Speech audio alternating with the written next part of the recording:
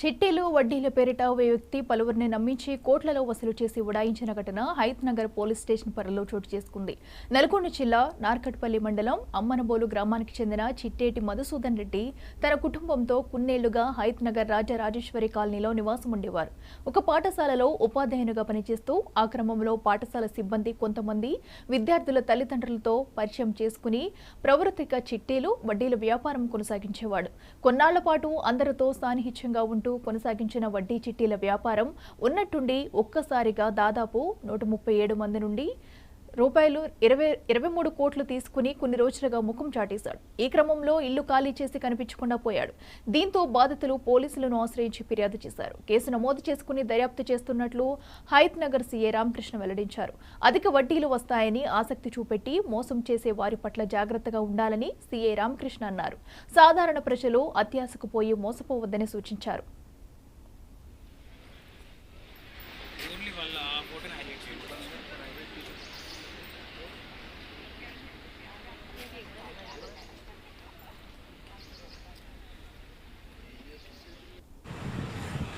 ये 2 साल से मालूम है सर वो सर के बारे में, ये चिट्स चलाते बोल के, तो इसीलिए हम लोग तो नहीं लेकिन प्रोवोक करे वो ही आके हमारे पास ऐसा इंटरेस्ट दिलाता हूँ ये बोल के, प्रोवोक करने से हम लोग पैसे लगाए तो 5 मंथ्स के बीच में चले गए बोल के मालूम हुआ अभी।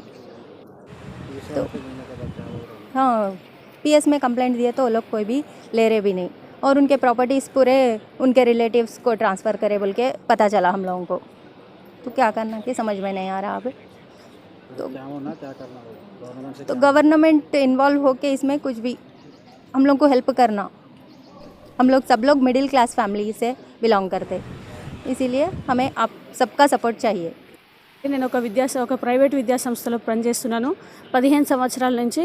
తను 15 సంవత్సరాల నుంచి మాకు తెలుసు. 2008 అంటే మేము జాయిన్ అయింది 2012లో అలా జాయిన్ అయ్యాము. అప్పటి నుంచి మాకు పరిచయము. చాలా మంది దగ్గర ఫస్ట్ చిట్టీలు వేయించుకునేవాడు. చిట్టీలు అయిపోయిన తర్వాత తను అదే డబ్బులు ఇంట్రెస్ట్ కానీ తీసుకునేవాడు. 2.5 లాగా, పెద్ద ఇంట్రెస్ట్ కూడా ఎక్కువ ఏం అమౌంట్ చెప్పలేదు. 2.5 అని చెప్పి మేము నమ్మాము. అందరికీ లెక్క చొప్పున కరెక్ట్గా టైంకి మా ప్రైవేట్ జీతం పడకముందే ఆ నెల 30 తారీఖుకి కరెక్ట్ 7 గంటలకు పడేదనమాట. అట్లా చాలా సంవత్సరాలు, ఒక 10 సంవత్సరాలు 15 సంవత్సరాల నుంచి కరెక్ట్గా వేసాడు. ఏ రోజు ఎవరికి డౌట్ రాలేదు. అలానే మా దాంట్లో అందరు ఎవరైతే చేస్తున్నారో ఆ స్కూల్లో అందరం నవ్వాము. అందరికీ కరెక్ట్గా ఇస్తున్నాడు కదా అందరికని ఒకరి తర్వాత అందరం ఇట్లనే అతనికి ఇచ్చాము, చిట్టీలు వేసాము. అదే డబ్బులు మళ్ళీ అనే దగ్గరే జమ చేసుకున్నాము. అలా ఇంట్రెస్ట్ అలా ఇచ్చి మాకు సడన్గా ఈ జూన్ 28 నుంచి సడన్ షాక్ ఇచ్చాడు. అంతా మోసం చేసి ఇల్లు హయత్ నగర్లో ఇల్లు ఉండే, మధుసూదన్ రెడ్డి అనే పేరు, హయత్ నగర్లో సొంతం ఇల్లు ఉండే, అది అమ్మేసుకున్నాడు. వాళ్ళ పాప MBBS చేస్తుంది 3rd ఇయర్. ఆ పిల్లలు కూడా మా స్కూల్లోనే చదివారు కదా. మా కళ్ళ ముందే బాబు బీటెక్ ఇప్పుడు ఏదో సాఫ్ట్వేర్లో జాబ్ చేస్తున్నాడు. ఒక పాప ఒక బాబు. Madhusudan Reddy chemistry lecturer. ఇన్ని సంవత్సరాలు వేసాడు కదా, మా ముందే రోజు వస్తున్నాడు, మాతో పాడే ఉంటున్నారు. అందరికీ ఇచ్చాడు, చాలామందికి ఇచ్చాడు కూడా. తను ఎవరికి ఇవ్వలేదని కాదు, టైంకి ఇచ్చినందుకే నమ్మాం మేము. అలా మాకు సడన్ షాక్ ఇచ్చాడు 28th రోజు, ఫ్రైడే లాస్ట్. ఇవాటికి 10 రోజులు అవుతుంది. పోలీస్ స్టేషన్లోకి వెళ్ళాము. హయత్ నగర్ పోలీస్ స్టేషన్లో కూడా రిపోర్ట్ ఇచ్చాము. ఎవరు పట్టించుకోవట్లేదు సార్. లాయర్ నుంచి IP పంపించాడంట. అది ఎంత కరెక్టో ఏదో మాకు తెలియదు. ఎవరి దగ్గర ఏ పోలీస్ స్టేషన్కి వెళ్ళినా కానీ ఫస్ట్ హయత్ నగర్ని కన్సల్ట్ చేయంటున్నారు. మీర్పేట్ పోలీస్ స్టేషన్కి వెళ్ళాము. చాలామంది టీచర్స్, ఒక 140 టీచర్స్ ఉన్నారు. అందరినీ కలిపి 30 కోట్ల దాకా మాకు ఇలా మోసం చేశాడు. అంటే యాక్సెప్ట్ చేయట్లేదు. సో బేసికల్గా చాలామంది కేసు పెట్టడానికి వెళ్తే వాళ్ళు ఎందుకు ఫైల్ చేయట్లేదు అనేది మాకు ఇప్పటికి అర్థం కావట్లేదు. అండ్ ఇంకొక చిన్న విషయం ఏంటి అంటే, ఎక్కడైనా ప్రాబ్లం వస్తే ఎవరైనా కూడా పోలీస్ స్టేషన్కి వెళ్ళండి, అక్కడ చెప్పండి, ఇక్కడ చెప్పండి అంటారు. పోలీసుల దగ్గరికి వెళ్తే మేమేం చేయాలి అని చెప్పేసి అంటే ఇంకెక్కడికి వెళ్తారు. అండ్ చాలా వరకు ప్రజావాణిలో కూడా చాలామంది కంప్లైంట్ రేజ్ చేసినారు. బట్ ఐ డోంట్ నో దానికి ఎంతవరకు సొల్యూషన్ దొరుకుతుంది ఏంటి అనేది తెలియదు. కానీ ఆల్మోస్ట్ ఆల్ 135 to 150 ఫ్యామిలీస్ అన్అఫీషియల్గా, ఇంకెంతమంది ఉన్నారో అనేది తెలీదు. సో అట్లీస్ట్ ఇప్పుడు మాకు తెలిసిన ఫ్యామిలీస్ అయితే అరౌండ్ 130 నుంచి 150 ఫ్యామిలీస్ ఉన్నారు. అండ్ తెలియకుండా ఎప్పుడైతే వాళ్ళకి అమౌంట్స్ ఈ మధుసూదన్ రెడ్డి దగ్గర నుంచి రావాల్సిన అమౌంట్స్ రాకుండా వాళ్ళు ఇన్స్టాల్మెంట్ కట్టాల్సిన డేట్ ఆల్రెడీ వచ్చేసి ఉంటుందో, వాళ్ళు మెల్లగా వాళ్ళకి డీటెయిల్స్ ఇంకా మెల్లగా తెలుస్తాయి. ఇంకా ఎంతమంది ఉన్నారు అనేది పూర్తిగా తెలియదు. అండ్ ఇప్పటివరకు రఫ్గా క్యాలిక్యులేషన్ అరౌండ్ 30 crores వరకు వచ్చింది.